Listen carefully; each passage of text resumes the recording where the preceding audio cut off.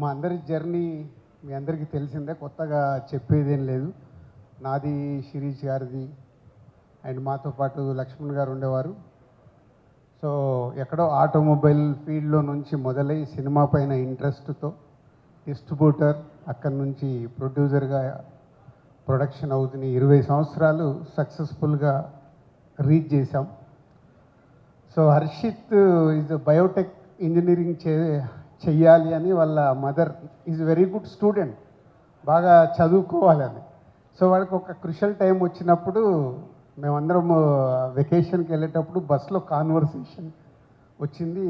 You have 3 options. అమ్మ చదువుకోమన్నట్టు చదువుకొని నువ్వు ఎడ్యుకేషన్ సైడ్ స్ట్రాంగ్ అవ్వడం, ఆటోమొబైల్ ఫీల్డ్ కాబట్టి ఆటోమొబైల్, లేదు నేను సినిమాలో ఉన్నాం కాబట్టి సినిమా అన్నప్పుడు టైం తీసుకొని సినిమా అంటే ఇంట్రెస్ట్ అని సినిమాలోకి వచ్చాడు. తర్వాత యుఎస్ వెళ్ళి సినిమా గురించి నేర్చుకొని రావడం, అలా హర్షిత్ సినిమా ఫీల్డ్లోకి రావడం జరిగింది.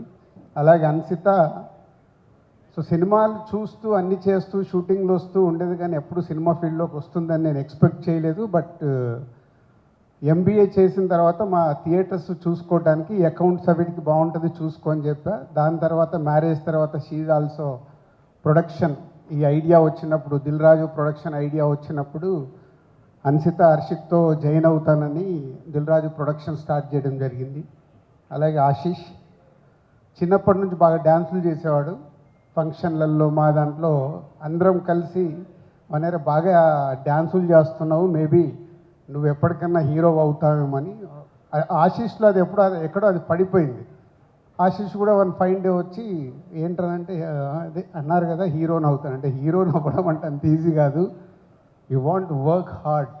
ఏమేమి చేద్దాం అనుకుంటున్నావు అంటే ఒక 5 years అన్ని రకాలుగా ఇక్కడ అక్కడని కాదు, యుఎస్, బాంబే, వైజాగ్, హైదరాబాదు, ఒక 5 years అన్ని రకాలుగా యాక్టింగ్కి కావాల్సింది 5 years కష్టపడి నేర్చుకున్నాడు. తర్వాత రౌడీ బాయ్స్తో ఆశీష్ హీరో అవ్వడం, ఇప్పుడు లవ్ మీతో మీ ముందుకు వస్తున్నాడు.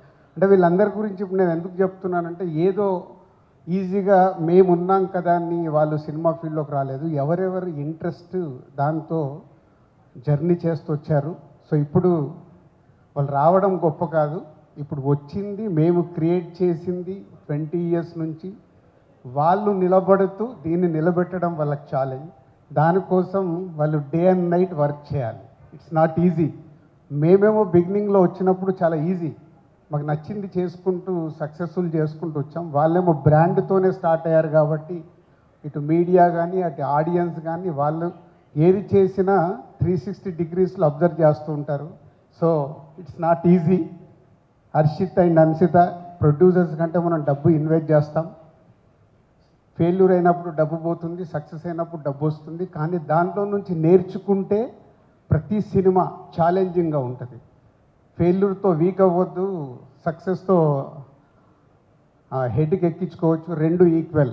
But me hard work, me selection, me journey, మీరు సినిమా జరిగేటప్పుడు ఎంతోమందిని ప్రొడ్యూసర్స్గా హ్యాండిల్ చేయాలి, అన్నీ చేసి ప్రేక్షకులకు నచ్చే సినిమా ఇవ్వాలి.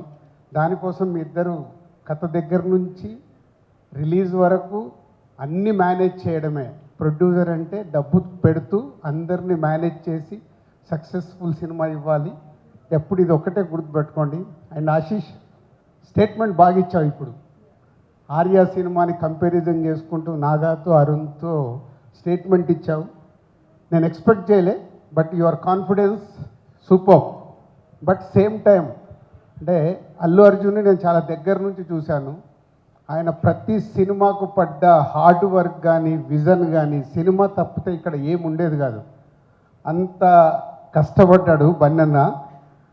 సో నువ్వు స్టేట్మెంట్ కాదు, నీకు ఇక్కడ 24 hours cinema cinema cinema cinema ఉన్నప్పుడే, ప్రతి సినిమాని నువ్వు ఛాలెంజింగ్గా తీసుకున్నప్పుడే అక్కడ ఉండే ప్రేక్షకుల్ని నువ్వు సాటిస్ఫై చేయగలుగుతావు. అంత ఈజీగా అది ఈరోజు ఆడియన్స్ని సాటిస్ఫై చేయడం అంటే నీకు కూడా కథ సెలెక్షన్ చేసుకున్న దగ్గర నుంచి సినిమాలో నీ లుక్ కావచ్చు, సో రిలీజ్ వరకు చేసే ప్రతి ఒక్కటి అంత ఈజీ కాదు. బట్ నీ కాన్ఫిడెన్స్ బాగుంది. ఆ కాన్ఫిడెన్స్ పెట్టుకొని ప్రేక్షకులని గెలవడమే నీకు ఛాలెంజ్. సో 20 years తర్వాత మళ్ళీ నీ సినిమాని అలా చూసుకోవాలనుకుంటే you want that much work నువ్వు చేస్తావు. ఎందుకంటే ఇందాక అరుణ్ ఇచ్చిన స్టేట్మెంట్ చెప్పాడు కదా అబౌట్ నీ గురించి, అంటే గ్రౌండ్ టు ఎర్త్ నువ్వు, అది నీ గాడ్ గిఫ్ట్. ఇలాగే ఉండు, రేపు హీరోగా నువ్వు సక్సెస్ అయ్యి ముందుకు వెళ్తున్నప్పుడు కూడా అందరితో ఇలాగే ఉంటే యు ఆల్వేస్ సక్సెస్ అవుతావు. నిన్ను ఇష్టపడతారు ముందు, నీతో చుట్టుపక్కల పనిచేసే వాళ్ళందరూ ఇష్టపడడం ముందు ఇంపార్టెంట్, తర్వాత ఆడియన్స్ దగ్గరికి వెళ్ళడం ఇంపార్టెంట్. ఈ రెండు పెట్టుకుంటే 1 ఫైన్ డే నువ్వు అనుకున్న నీ డ్రీమ్ అచీవ్ చేస్తావు. All the best.